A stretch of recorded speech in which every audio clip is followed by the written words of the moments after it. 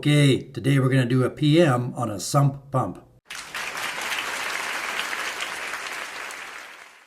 So whether your sump pump is in your house or in your facility, want to do preventative maintenance or annual inspections, want to test its functionality, make sure it's not damaged or broken, make sure the float switch isn't damaged or broken, that it's floating properly.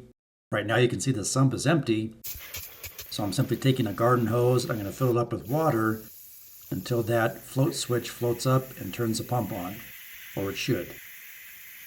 It's important to test your sump pump, make sure it's in working order. That way, in the event you do need your sump pump, you know it's going to work. And you can see that float switch is not floating up all the way. So it looks like the tether is too short, which means it's not going to turn the pump on. So I'm glad we're doing this inspection today. Yep, and I can reach down there and manually pull up on that float switch and it turns the pump on. So that tells me the pump is good, the float switch is good. We just need to adjust the tether on that float switch. So I'm going to disconnect my piping at the one-way check valve. There you see the float switch. You see how short the tether is on it. But while I'm here, I'm going to take my flashlight and inspect the volute and the impeller down here. Make sure it's not clogged. So to adjust the length of the tether on the float switch, I'm simply going to undo this screw at this clamp and lengthen that tether a little bit so that float switch has more room to float up. You don't want to make it too long.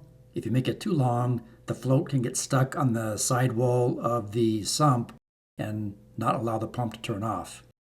So be careful of that. You don't want it too long, you don't want it too short. About like that.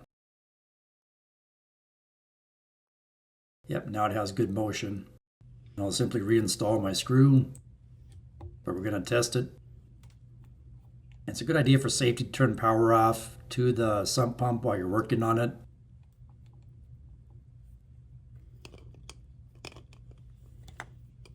There we go, nice and secure.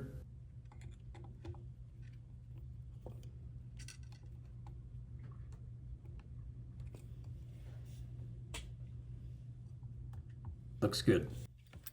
Now we'll stick the whole sump pump back down into the sump. And again, you want to pay close attention to the area around that float switch to make sure it has plenty of room to freely move up and down. I'll retighten my clamp up here.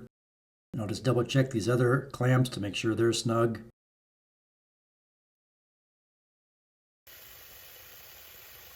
And now, same thing, we'll fill the sump back up with water.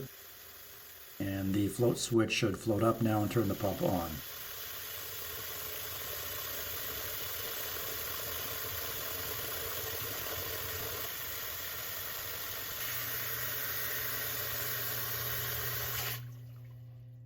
Yep, now it's working and it shuts off the pump. But I don't want to leave it full of water, so I'm just going to manually activate that float switch. Last thing to do is put the cover back on. I hope this short video helps you. And the other thing I'm going to do is check outside to make sure the discharge pipe is free and clear and not clogged or damaged or missing or broken, blocked off with any obstruction. Now I'd like to tell you about a practical facilities maintenance handbook available now in ebook and paperback format. It has common facilities documents, signage, tags, resource and training material, as well as common shop equipment drawings that you can use to fabricate shop equipment for your facility. The link for this book is in the video description below.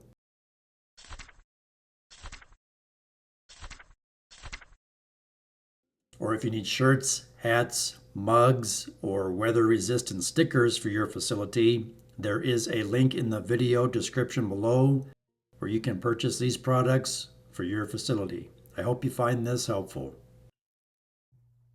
Please like, share, subscribe, leave me a comment, and thanks for watching.